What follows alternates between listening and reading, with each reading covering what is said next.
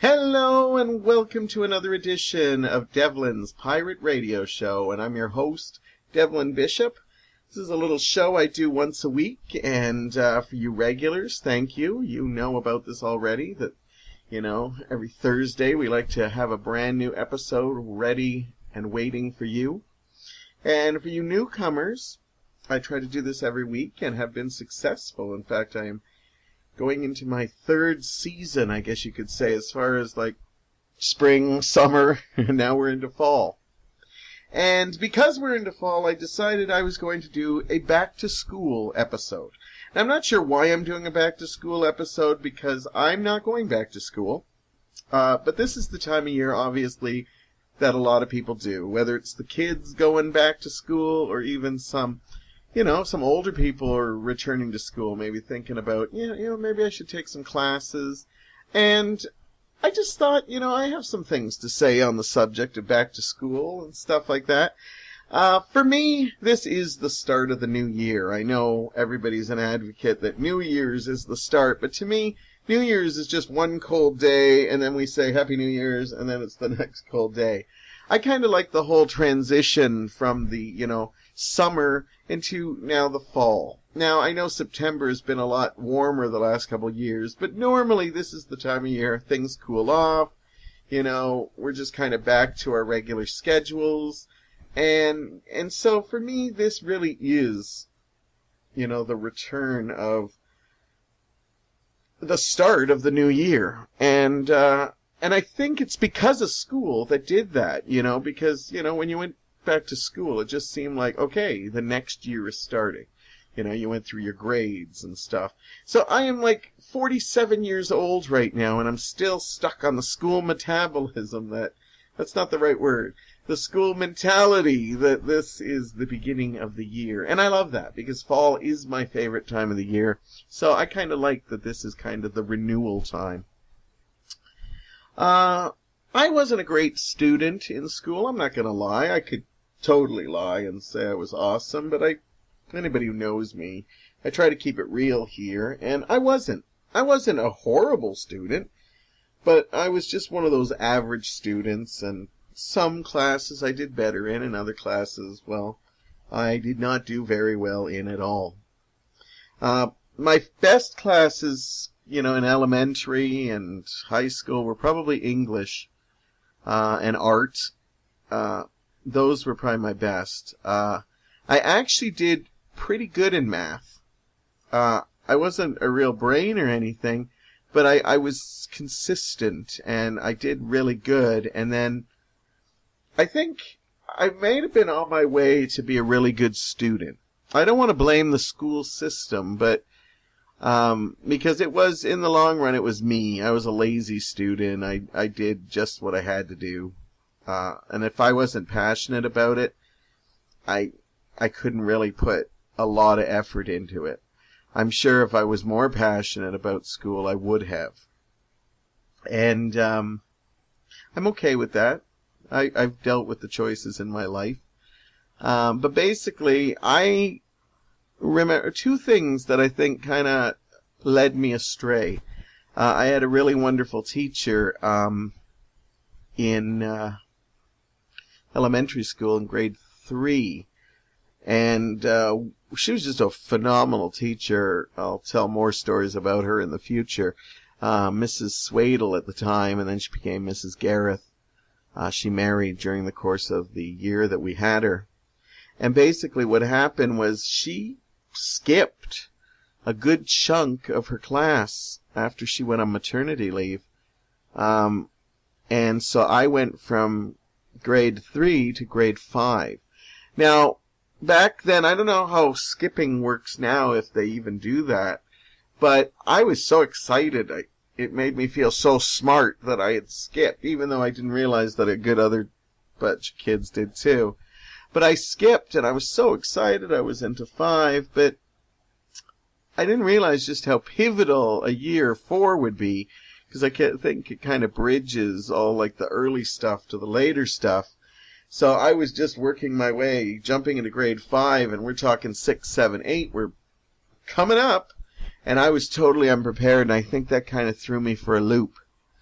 And then later in the school system, I was really going through a good period in math, and they felt that I should go into higher levels when I went to high school.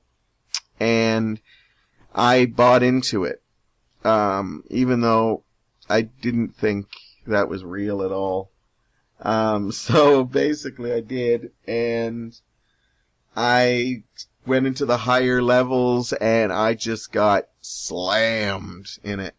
I just had a hard time with it and everything. Again, I'm not blaming the school system, but those were two events that I think caused me not to do as well, or they made me struggle, which I think made me eventually in the long run lose my passion for school and stuff.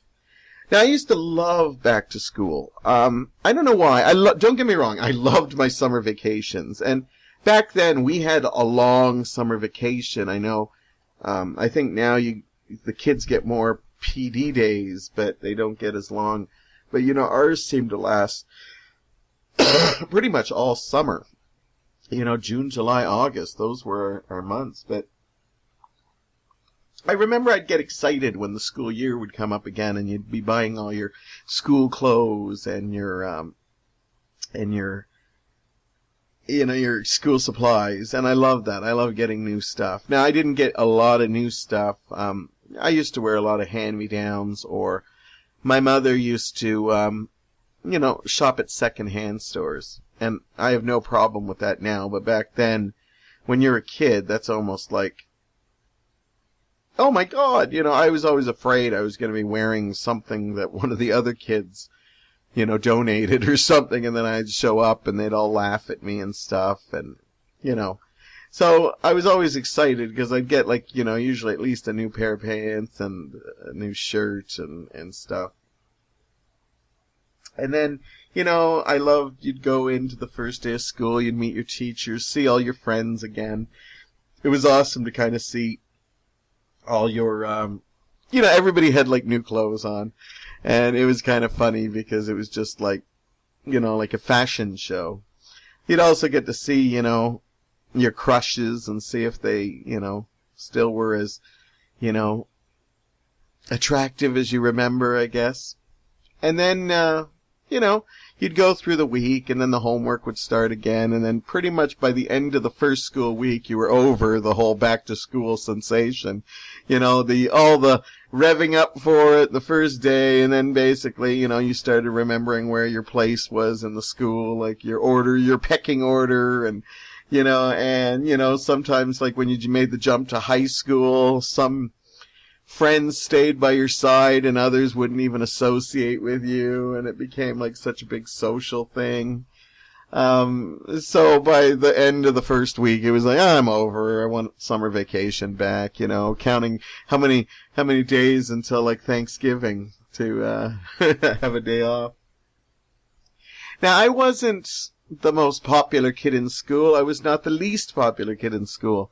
I was a very friendly little chubby kid that could get away with being friends with a little bit of everything. I had a couple of jock friends. I had a couple of artist friends. So I kind of fit all over the place. It wasn't until late in or middle high school that I started, finding a nice group. Up till then, all my other friends pretty much didn't go to my school, or, I'd see them after school and stuff like that. I loved art class. I was actually a very big art fan and lover, and then I had a teacher, Mrs. LeBeau, that basically destroyed art for me for a long time. It's horrible that she did that. But, sometimes we get bad teachers, and in the long run, I hate that she kind of got me out of art, because I used to, draw and cartoon. In fact, some people may not know this, but my dream in life was always to be a cartoonist. I was a big Charles Schulz fan who did the Peanuts, and I used to love reading comic strips, and I always wanted to be a comic strip writer. And I continued to draw until I met up with Miss LeBeau, and she just gave me a big reality check in life. yeah, she basically was not a good teacher. She was a older teacher, and I'm not saying she was bad teacher because she was old, but she basically had a lot of experience, and like I literally think she partied with the group of 7 and stuff, because she'd always name drop people, and oh, I met them in France and stuff. She was a traveler and everything. She probably had wonderful stories if she cared to share with us, but she didn't. She'd drop little names and hints like, oh, she'd show us a film strip with a picture on it and tell us what it really looked like in the Louvre. Oh, this doesn't do it justice. You gotta see it. Gorgeous, gorgeous. Anyhow, I remember we all giggled when we first met her because of the fact that she had this apron that just said bitch, bitch, bitch on it. Yeah, back in the day when you could probably wear that in school. And on the pocket said bitch, bitch, bitch. And, she basically said her last year's class gave it to her because she complained a lot. But after we realized that that was actually a verb, a noun, not a verb. Yeah, and I think the kids were all in on it. She actually had an art class that the majority of the class failed. I think 2 people passed it. She was even investigated because they wondered how so many kids could fail art. I always got A's in art, and I literally failed art to the fact that my parents were like, what's going on? And I said, I don't like my teacher. She basically did lots of things. Like, she wouldn't really... You had to do things her way, and basically, I tried, but I was trying to be original. I was in high school. I was trying to be myself. I remember one time we all had to go on a field trip and pick something of nature up. And basically, the nature was, going to inspire us to do our next masterpiece. So the next day I'd picked up a leaf and I forgot it. And basically what happened was I said, oh, I forgot it at home, and I started drawing, and she took the paper away from me and told me to go look at art books because there's no way I could do it. Now, the assignment didn't even have us replicating the thing. We just needed it on our desk to inspire us to paint a nature picture. So it wasn't like we were trying to get the details on the feather. We didn't even have to, on the leaf, we just had to do what, that was just there for an inspiration.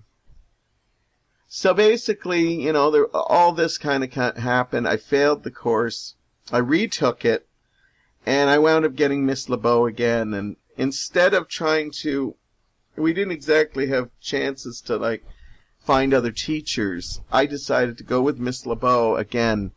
And this time what I was going to do was I was going to do everything she wanted. And I did. I sacrificed my originality for her, and I wound up getting back up to a B+. She didn't give out A's too much, so B+ was pretty much as high as I could. At the end of the year, my family was happy that I passed art. I never took art again, and I hated art because I hated myself. I didn't like the works of art I was doing. They were all for her, not for me. And I felt if this is supposed to be a good teacher, it didn't work for me. I think I should have had some originality in there. I've had mostly good teachers, but I can remember having a whole bunch of bad teachers, and sometimes I think we learn. As an improv teacher, I thank the good and the bad teachers. It's the mediocre ones that we really get nothing out of, but the good teachers teach us lots of stuff, and the bad teachers teach us how not to do it. In grades 6, 7, and 8, I had a gym teacher named Mr. Pyatt. He was this gingered-haired, blue-eyed guy, I believe, and he was just this weird-looking jock guy. But he used to pick on, I literally, when I look back at now, I think I was bullied by him. The things he did were incredible. He'd always make fun of the skinny, sickly-looking kids, or the chubby, overweight kids, which I was. He'd make fun if we were having trouble running around the building and stuff. No good trying to, motivate you in any way. I remember he had an arm wrestling competition once, and he decided that it would be fun to put me at the top to see how quickly I go down to the bottom. So when we started the arm wrestling challenge, so all these jock boys came up to me and wanted to like wrestle me. And I think within about 3 or 4, I was pretty much gone and at the bottom of the chart, which he laughed and the other kids laughed too because they saw the teacher was doing it, so they didn't consider it bullying. Back in the day, we also played murder ball. That's when we could call it murder ball still. It's now dodgeball. I don't even know if they play that anymore. But back then, we didn't have the old, under the neck, under the waist, any of that stuff. And I remember, particularly one day, Mr. Pyatt was playing, and he smashed me in the face with a ball. And I desperately tried not to cry, and I'm surprised I didn't, but I was, I had the bottom lip, but there's no way you're going to get caught crying in school. And his attitude was to suck it up. It's all part of learning and stuff like that. I just remember getting really hit hard in the face. My glasses, I'm surprised they didn't break. They went flying. And this was one of my teachers. Again, the kids thought, oh, well, he's laughing at it. Now, I don't want you to think I just had bad teachers. I've had some really good ones, too. But I'll talk about my favorite teacher in a segment later on in this show, because he needs a lot more time. But the lady I was telling you about, Mrs. Swadle, who became Gareth, she got married and was pregnant before in our school year. And I have an amazing story that just blows my mind even when I think about it, so I'm going to share it with you. And basically what happened was she was a great teacher, and I remember we helped out. We gave her a baby shower where we all bought her stuff. Here's these grade 3s that are giving her all this love. And I remember she just was overjoyed, and at the end of the year, she still hadn't had the baby. But she invited us all to her home, and she had a swimming pool, and I remember she made a barbecue, and her husband was there. Back in the old days when you were allowed to actually socialize with your teachers. And, these are grade 3s, and I don't remember our parents being there because she was the chaperone and her husband. Anyhow, when my school, Prince of Wales, closed, sadly both my schools are gone now. They've been torn down. Prince of Wales, my elementary school, and then I had Scott Park, which was just torn down this year, was my high school. But anyhow, when they were closing Prince of Wales down, they had an open house, and I went to go see it. I really didn't think I'd see many people because I thought, well, it's elementary school. It's not like high school where I had a little bit more friendships. But I heard that Miss Swadle was going to be there, and I loved her so much, I said, I hope she remembers me. And then I remembered, she was Miss Gareth, and she's such a beautiful lady. I remember the blonde hair and stuff, and she always, kind of had a special bond with me. Anyhow, I heard she was there, and I ran up, and she had a whole pile of people. You could just tell. She wasn't even in our school that long, but you could just tell, because right after she had the baby, she moved to Toronto or something, and so she left. We didn't even hear anything about the baby, anything. But you could tell she had so many people wanting to talk to her, and it was amazing. So I finally had a chance, and I came up to her, and I said, you probably don't remember me. And she looked at me, and she said, Donald. And I almost cried. I was just like, oh my God, she remembers my name. And I asked her how she was doing. She said she was doing fine. She had a couple of kids, and she was still with the husband she married. And she said, of course, I remember you kids because of that, but, you always had a special place in my heart. She said, I was actually hoping you were going to be here, which blew me away, because I was like, really? And she went into her purse, and I am not lying. You could have probably knocked me down with a feather. She shows me a picture of a baby, and it was the baby she had that she was pregnant with in my term. And there's this cute red-headed baby. And she said, this is my Donald. And I said, what? And I go, that's my son. His name's Donald. My husband and I both are light, and we had a red-headed baby. And the only person I could think, the only name is the first red-headed boy that I taught, which is you. My husband was fine with it, and we now have a Donald. And Oh my God, I couldn't believe it. I probably cried with joy, and I just could not believe that I had touched a person's life to the point that she named her child after me. Even if it was just because I was the first redheaded kid. What an honor. Anyhow, that's my first segment, talking about bad and good teachers, and I will talk about my favorite teacher coming up in the next segment. But next, I'm going to take a look at some of my favorite school movies. I'm going to count down my top 10 favorite school movies. It was hard to put together because there's a lot of good ones, but I'll do my best next. Welcome back to the show. We all know by now that I am a big movie fan, and I absolutely adore movies. I have since I was a little kid. So every once in a while I like to look at some of my favorites, and sometimes I even daringly put them in a list. And today I'm going to attempt to do my 10 favorite school movies. Now when I looked at the list of possible movies, there was a lot I could have chose from. So what I said, how can I do this? And I decided I would pick movies that basically could be about elementary, any kind of school, high school. But since there's movies like I even consider school movies like Rebel Without a Cause, or Fault in Our Stars, Walk to Remember, The Perks of Being a Wallflower. But the reason I decided that I wasn't going to deal with them was due to the fact that they never made the list, and I think they're fabulous movies. In fact, write those names down if you haven't seen them and check them out.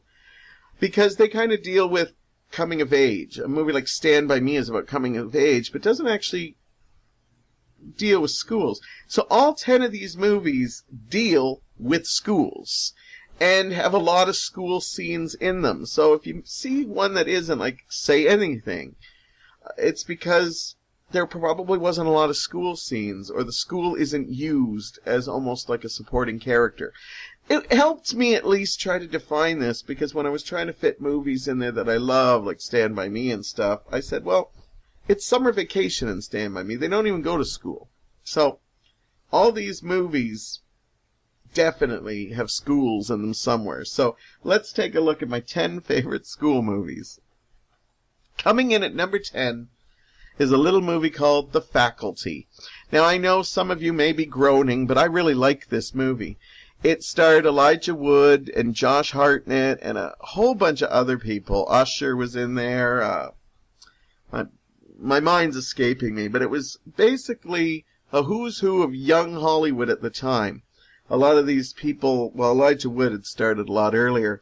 And this was a horror thriller movie, basically, that kind of mixed The Breakfast Club with Species with, Stepford Wives kind of thing. And I absolutely loved it. I thought they did a great job with this movie. Robert Rodriguez, one of his first movies, and basically it's about a bunch of high school kids who start noticing that the kids are starting to act really funny, and some of the teachers are too. They're doing immunization, and it seems like something's not right. And a whole group of teens that don't work together, like in Breakfast Club, basically come together to try to fight what is going on. And, I don't want to give too much away, because I honestly think you should check it out. And with October and Halloween right around the corner, definitely consider it. But basically, the faculty, the school teachers have something to do with it, that's all I'm saying. But it's action-packed, it's got some great moments in it. I think it's a lot of fun, too. And I thought it was worthy to make the list. It pretty much majority takes place in the school, so it qualified. Coming in at number 9, if you didn't groan for the last one, you'll groan for this one, but I'm going to be proud and daring and say High School Musical 3. Now, I liked all 3 of the movies, 1 and 3 being the strongest, but the reason I picked High School Musical 3 is because it had bigger production values. This was the only movie that actually aired in the theaters. The first 2 were TV movies on the Disney Channel. Zac Efron, Ashley Tisdale, Vanessa Hudgens. Zach was already showing he had star power in this. I know in a lot of ways it was a watered down version of Grease. Basically a jock joins the High School Musical and everybody goes crazy because the status quo in the school is all out of whack. You know, basically it's a great movie that deals with, you know, like the little cliques in schools, like the jocks or the brains and stuff, and how one moving to another throws it all out of proportion. And I really love how they did that. And High School Musical 3, the musical numbers are really well done. The music's good. Everything was bigger, bigger, bigger. So I put that in at number 9. I think the first one may have been a little bit more of a favorite of mine, but it's still really good. And again, lots of scenes in school. Coming in at number 8, I really wanted to put this higher, but I realized there was just too many good school movies, but it's one of my favorite cult classics, Rock and Roll High School. It stars PJ Soles and the Ramones, and a good chunk of this movie takes place at the school. PJ Soles plays, you know, Riff Randall, who's this popular girl in school. She's edgy. She's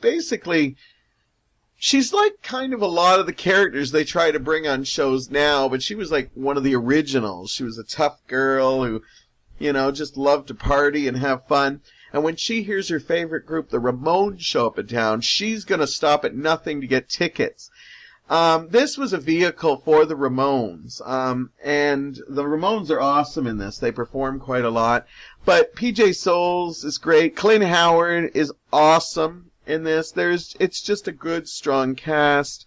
Mary, I always get her name wrong, Warrenoff, plays the Principal Togar, who does everything against it. It is really slapstick comedy. It's really over the top, but it's a lot of fun, and it has a ton of Ramones music. I became a huge Ramones fan for this. I recently showed it to some friends, and I think they got a kick out of it. Coming in at number 7 is Heathers. Of course, Winona Ryder, Christian Slater, Shannon Doherty's in this. A very dark comedy about popularity. A wonderful dark movie that, you know, I think still holds up today. Basically, it's, you know, it's hard to explain what it is. It's this girl who's named Veronica who wants to be in this group of girls that are all named Heather. And then there's this rebellious boy, Christian Slater, that tells her she should be her own person. And then there's like a teen suicide that shocks the school, but it turns out it might even have been... Actually, no, there's no teen suicide.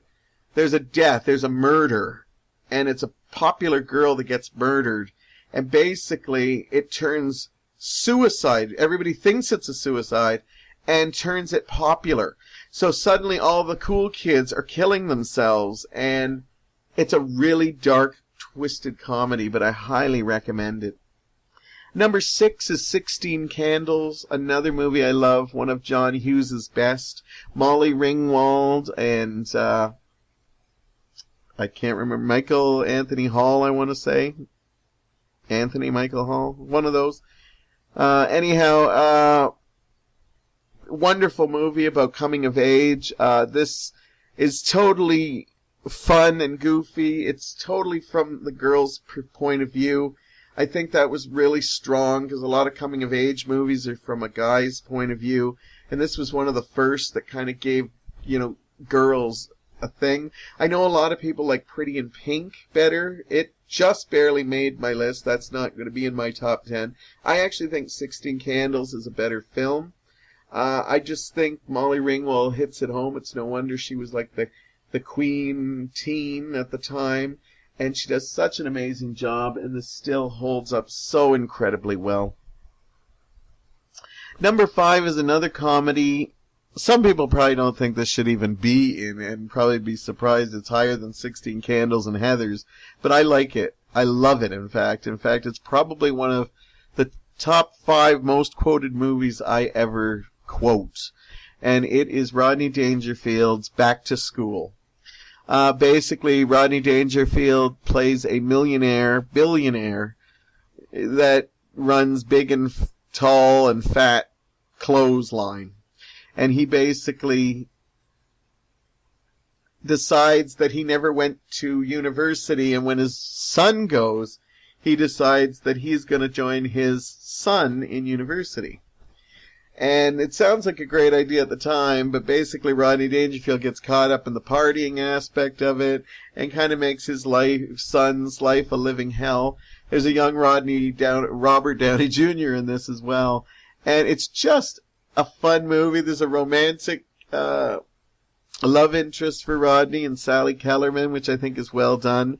It's just a fun movie. I quote so much of this movie. There's so many good lines in it. And Rodney Dangerfield even sings a Beatles song in it. So what more could you want? Back to School, definitely a fun, good time. Coming in at number 4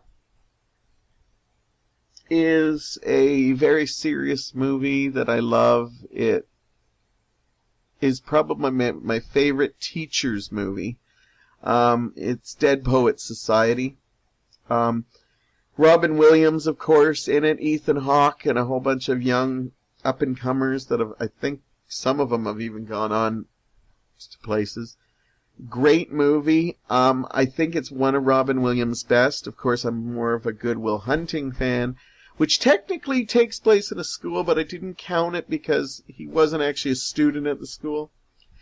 But Robin Williams, of course, in this all-boys academy, inspires them to do their own thinking, gets them into poetry, and just thinking for themselves. There's powerful scenes like when Robin Williams stands up on his desk and gets the kids and tells them to look at life sometimes from a new perspective.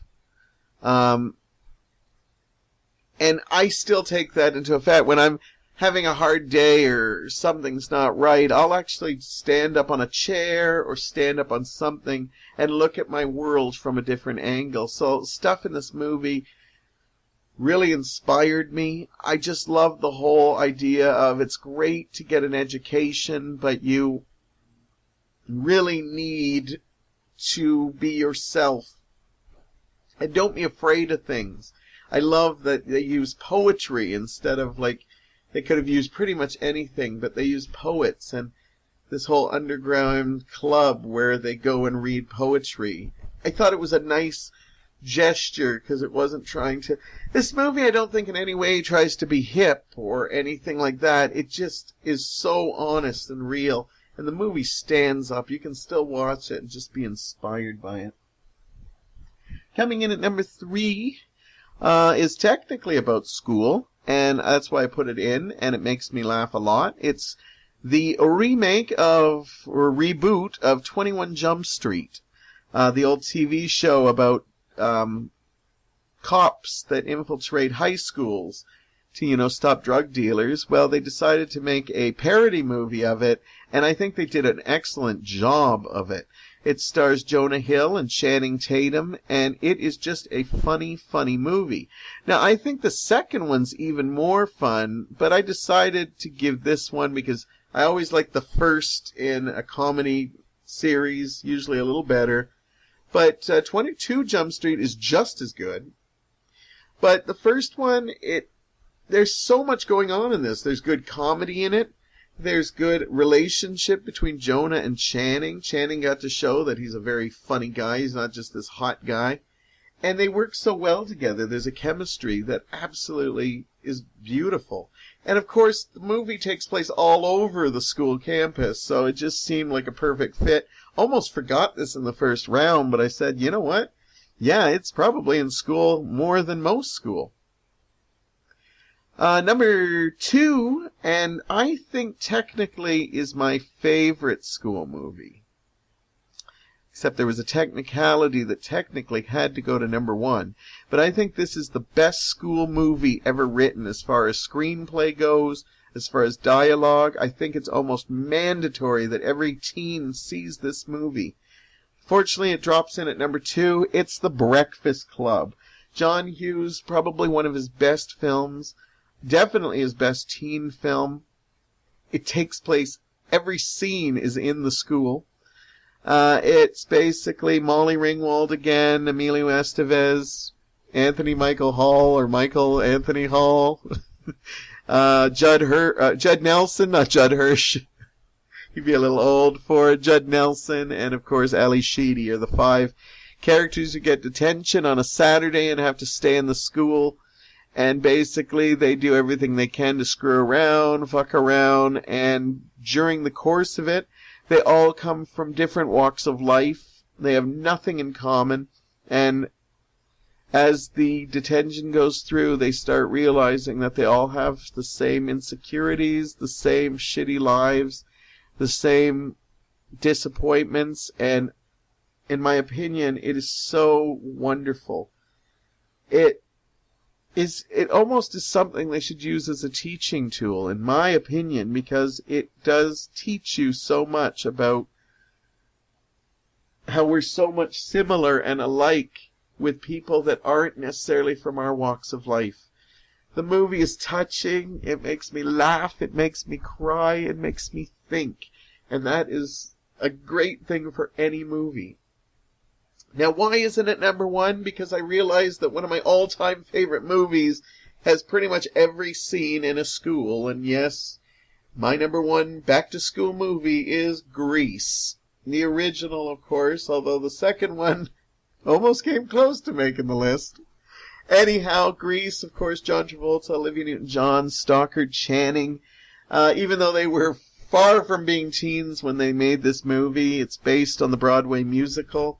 And it is set pretty much all in the school. There's a couple of scenes that are off the school, but besides that, everything is done at the school. I remember when I first saw Grease, I fell in love with it because, 1, I love the music, I love the characters. You all know that Olivia Newton-John became my diva, and of course Grease was one of my first introductions to her. But the thing I loved most was I remember as a kid watching Grease thinking, wow, I'm going to look so mature when I'm in high school, because I didn't realize that these people were in their late 20s, some cases even in their 30s. And it didn't matter. The movie just feels good. I've seen it. I see it pretty much once a year. I love this movie. The soundtrack is phenomenal with just, great songs like Summer Nights, You're the One That I Want, Grease Lightning, Sandy, Hopelessly Devoted to You. Like, I could literally go on and on. There's so many great musical numbers in this. And, of course, it does kind of teach you something. It may have a bad lesson about school, because in this movie, it kind of teaches you that sometimes you have to be someone else to get the guy, or even vice versa. It's not exactly the greatest school meaning, but it does teach you about a little bit in school. There's lots of little subplots that definitely work for high school. And even though I'd love to put Breakfast Club up here, I think it's the stronger movie screenplay or back-to-school-wise. Grease does get it home, and this is a ranking of my favorite back-to-school movies. So let me know what yours are. Did I miss something? Because I possibly could. Maybe I haven't watched it even. Lots of good movies were under the top 10, and I definitely want to talk about Grease sometime in depth. But there you go. If you haven't seen some of the movies, I highly recommend them, especially with the new school season. The new school season starting, this would be a good time to check them out and even just relive your memories of school. Anyhow, I'll be back to talk about my favorite teacher. That's coming up next. And we're back here on my back to school special. If you are going back to school, I have no advice for you. Stay in school, don't do drugs. No, I've never been an advocate of, I think school's wonderful, and I think if it's something you enjoy, you should stay and get all your education. This may be controversial in these days and times, but I'm not an advocate that everybody should go to school, like higher education. I see a lot of, I don't want to get into this too much, but I basically see a lot of people that go into, college and university, and I love it because they're so focused, and I wish everybody the best that does that. But then I see others that they seem to be doing it just to make their parents happy, or because they're brainwashed into thinking that this is the only way you can make it in the world. And sometimes I think people would rather do that than look into maybe like a skill trade or other avenues. But I'm just an advocate that I just think that if it's not for you, don't let people force you to do things you don't want to. Maybe you want to travel, maybe you want to take some time off, maybe you want to go to university after experiencing the world a little bit. And again, I'm not trying to say everybody should do that. Some people, they know what they want. They want to go right into school, and that's awesome.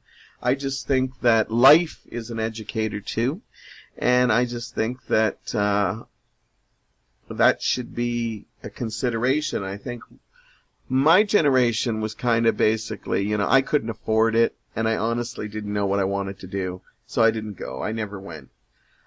Do I feel badly that I didn't? No, because I think I'd just be wasting money, whether it be my parents or mine or whatever, if I went into something and I didn't know what I wanted to do.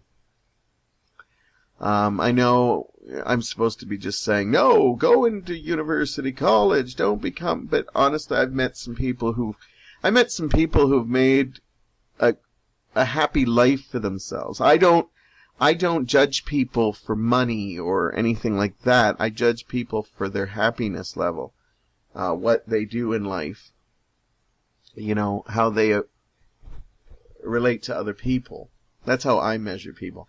Fortunately, we live in a society now that everything's measured in, do you have a house? Do you have a car? Do you, that's what I don't measure that. So that's my little advice to you. That is good, and we will move on now. I want to actually talk about my favorite teacher, because I talked about a couple of my bad ones that kind of put me in a downer mood. But I had an amazing teacher named Val Samahutin. I met him in high school. He was my drama teacher. I had no interest in going into drama, and I needed a credit.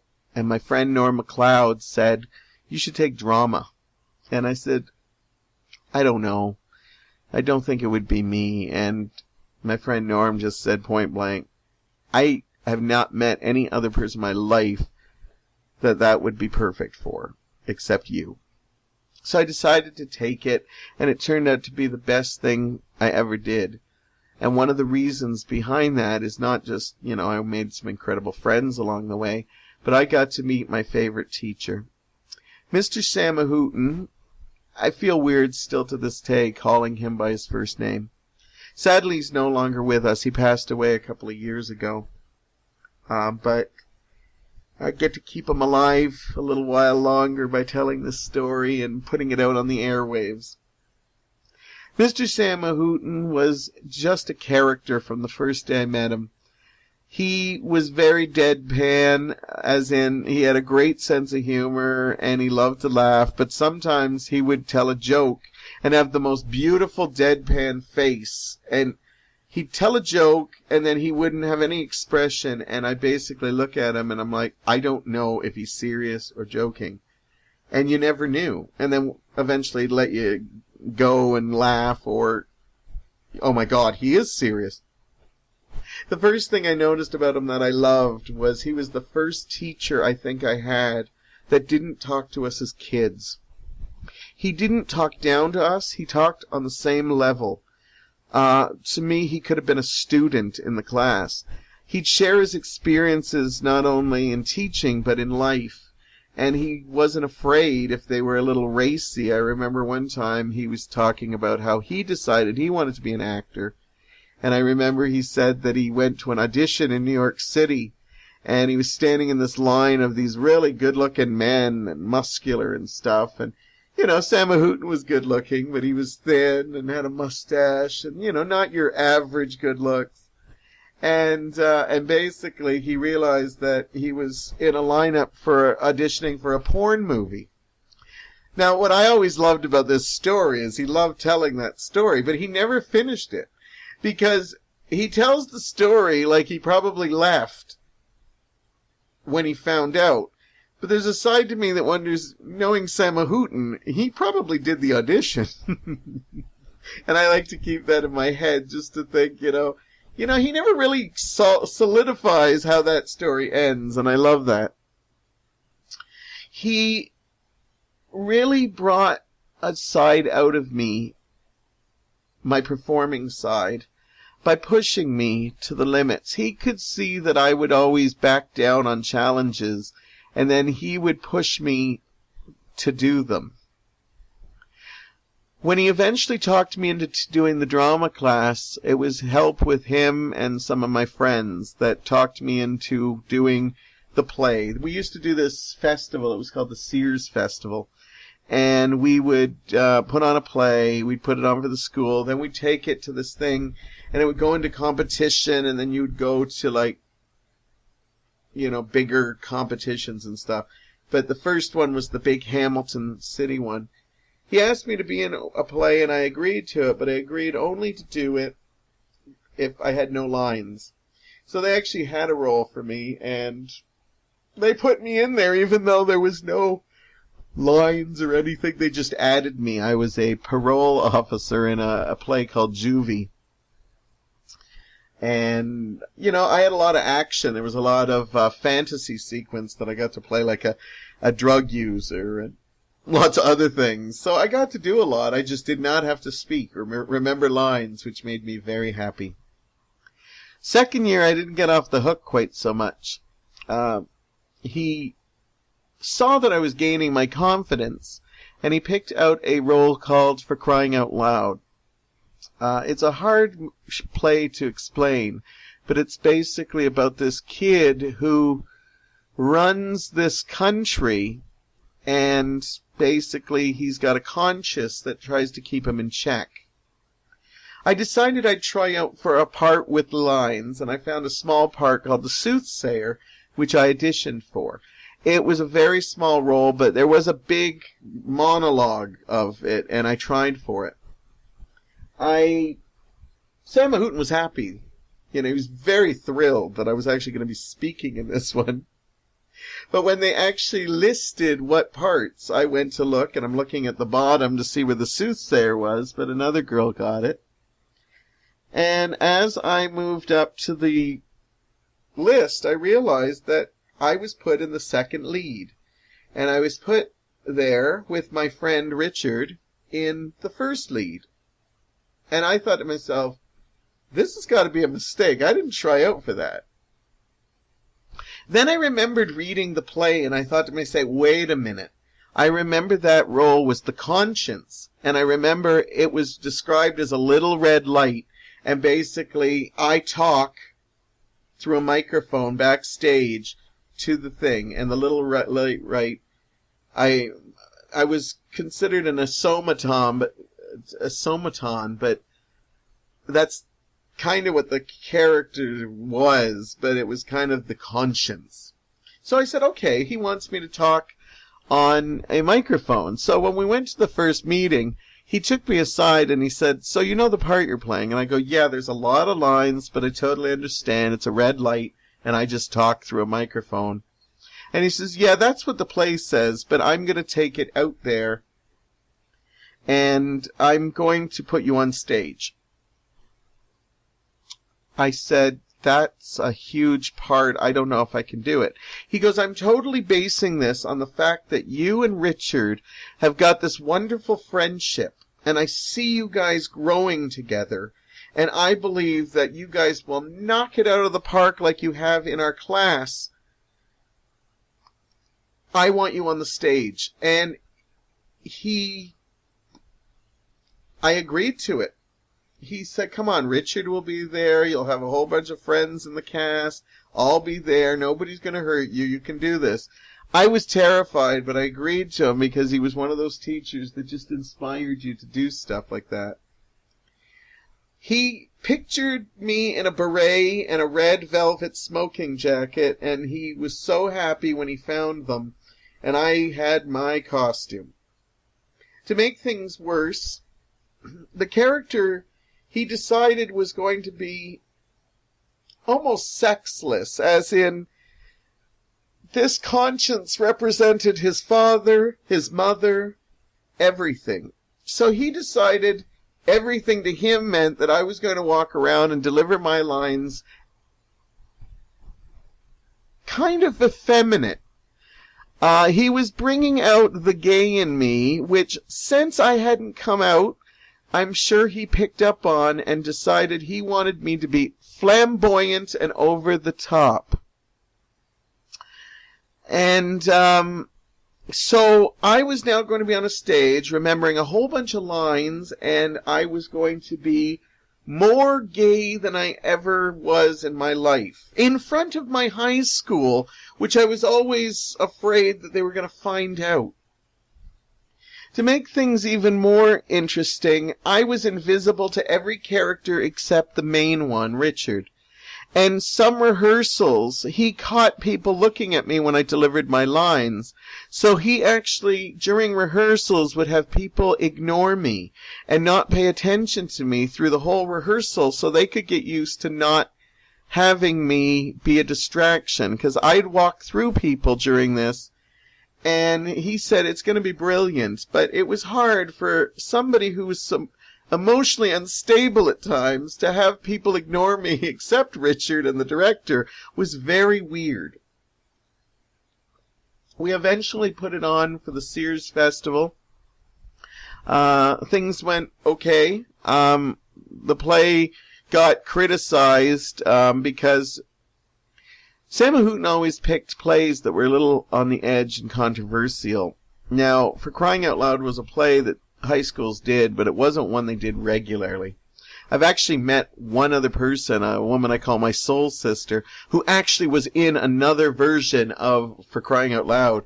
Probably the only person I've ever know who remembers that play. Anyhow, they'd adjudicate you after, and although the play got scandaled, they said it wasn't the fault of the students, it was the teacher who picked this kind of garbage material to work with. They did give him 1+. They said he casted well, and they said the fact that he put a red light on stage, and it worked incredibly well. I actually got a review where they said I was the perfect campus fag. Back in the day when apparently you could say that. And they said I played it up really well, and my chemistry with Richard was perfect.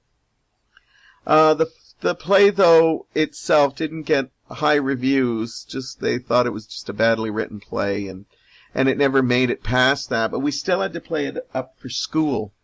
And I was so scared. I was more nervous that night than I did for putting it on at the Sears Festival. 'Cause now I was going to play what people are calling a campus fag on stage in front of high school, where I was desperately every day hiding the fact that I was gay.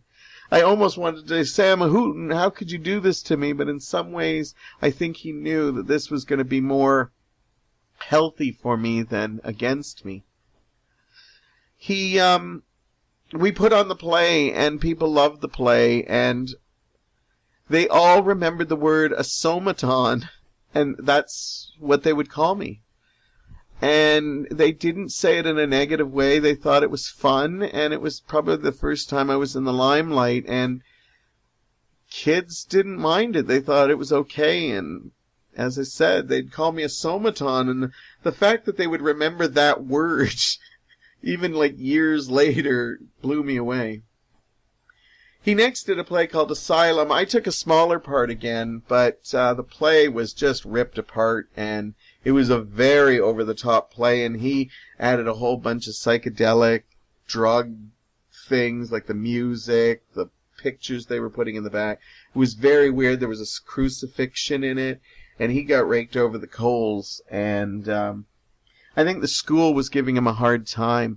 He always had like this fun joke. One of his dream performances is he always said, and again, he'd say it with his deadpan look, and he said it to us kids, my dream is to do Hamlet entirely the cast in the nude. Now, again, when he tells this story, I actually picture him directing nude.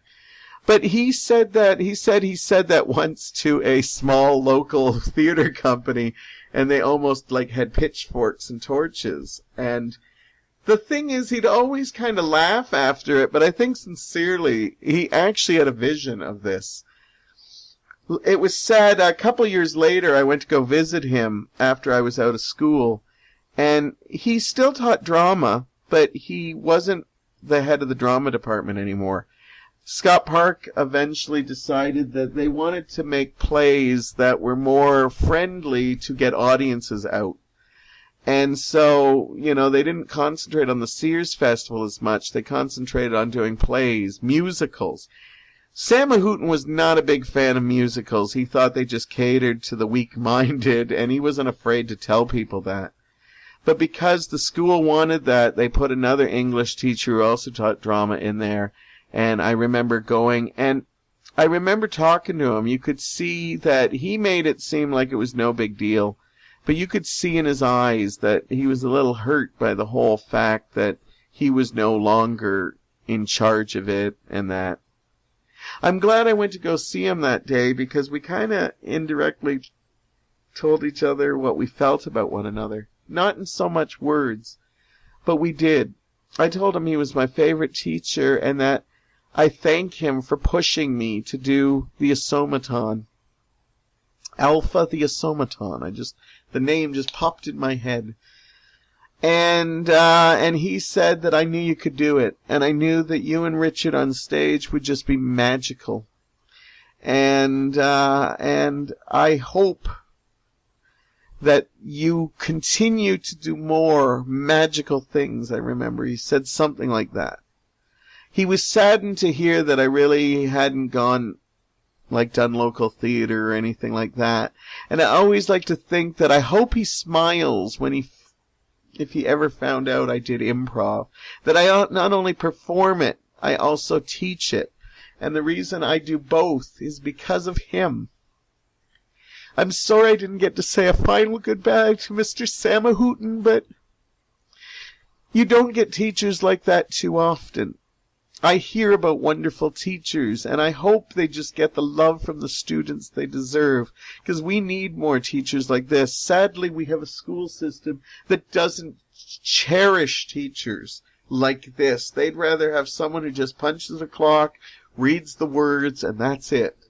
But when you get a teacher like this, you embrace them. I'm sorry I didn't get to say goodbye to him, but I did have my kind of final goodbye with him, and that was good enough. He knew how I felt about him. I knew how he felt about me. And that's the best way to leave it. If you have a favorite teacher that you know is still out there, even if you're going to school and you have a favorite teacher, tell them. Because I'll tell you, they do get paid for what they do. But it's those moments where a student returns and says, "You were awesome." Those mean so much. So, if you know of where a teacher that you loved is, send them a little email. I bet you they'd love, and you'd probably be surprised that they do remember you. Because it happened to me. Anyhow, that's the end of my Back to School special. It was actually quite heartwarming. I loved it. I'm glad I saved Mr. Sam Mahooten's talk to the end, because it just put some warmth in my heart, and I love that. Anyhow, we'll be back next week, and I will talk to you very soon.